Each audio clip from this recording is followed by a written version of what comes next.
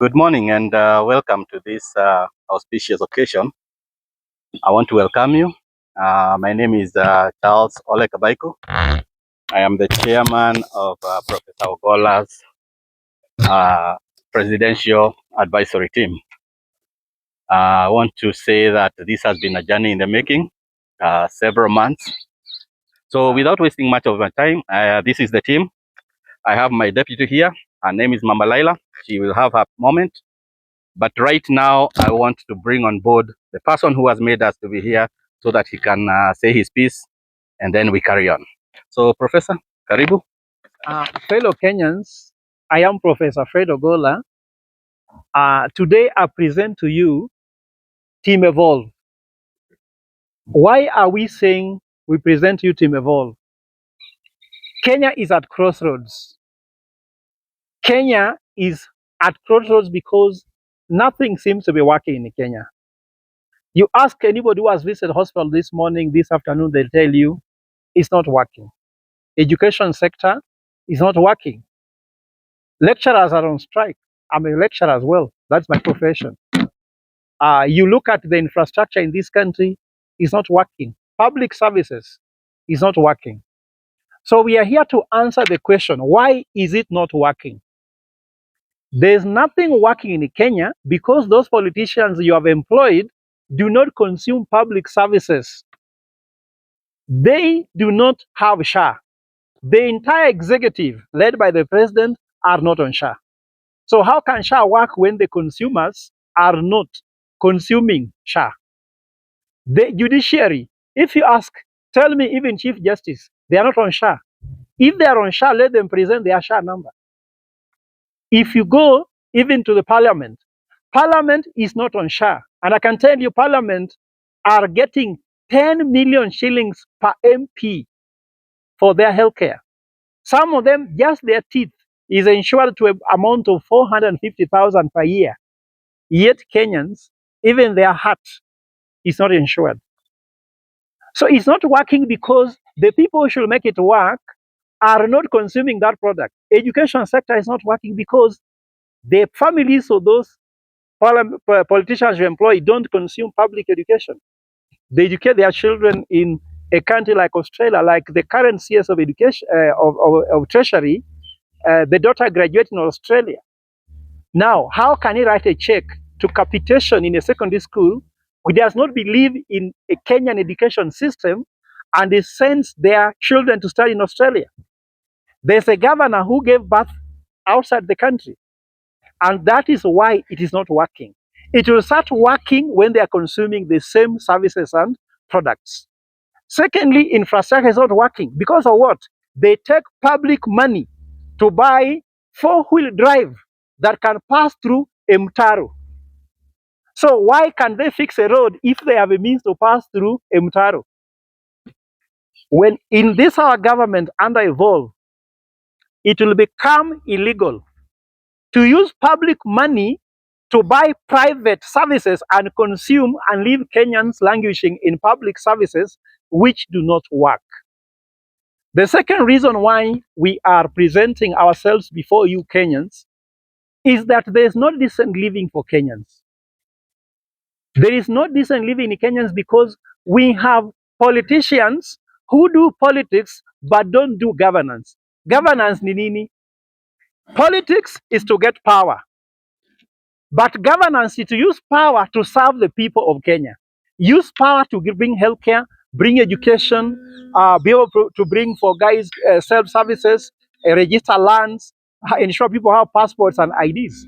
They use politics to earn themselves a fortune. They don't use politics to do governance to offer people solutions. And before I end, I want to say that Kenya is still operating as if we're in the 4th BC, when Jesus fed 5,000 with 5 fish and 2 loaves. They are only feeding 5,000. Every president comes in, bring his 5,000, feeds them and goes. The first president fed the 5,000. Moi akasema nitafuata nyayo, akafeed 5,000. Then the third president fed 5,000. They don't know that in the 21st century, now we have 56 million Kenyans. If Jesus was here angefeed 56 million, not 5,000. We are here to evolve from feeding 5,000 to 56 million Kenyans, because everyone else is hungry, only politicians are happy. And I want to say that because of that, we have discovered there's one single problem that if you solve, everybody will be happy. And that is decent job for everybody. A woman whom I met on Saturday in Kibra told me a very painful story. He had a son who received a phone call that his brother had died in UAE for working kazi maju. In UAE is a maid, and they have no passport to go to UAE to see their brother who is dead there. They don't have fare to go there. Like when you go to UAE, you go to something worse than prison. Hata watu kwa jela wanga wanatembelewa. We uko UAE, huwezi tembelewa, huwezi fikiwa, unakufa huko, hakuna pesa ya kuregesha, alafu serikali nasema kazi majuu. Our most important policy in Evolve will be about economy that will produce job for everyone. So Kenyans can do anything with what they want. And because this is a team, I want to invite Robert Chege just to illustrate to you how important it is to create a decent job for every Kenyan. Welcome, Robert. Thank you very much. Now, I want us to think just for a short while. We are producing people who are not capable of becoming adults after school. Because what does it mean to be an adult? The only thing a person from school wants is a job. Once he gets a job, he can be able to start a family. Once he starts a family, he can be able to move on. But what happens now? Somebody is finishing school, you either go to the streets or you go back home to your farm.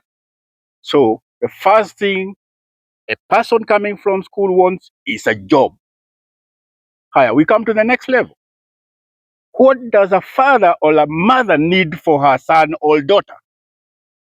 Every father and mother wants to see her daughter or her or son get a job.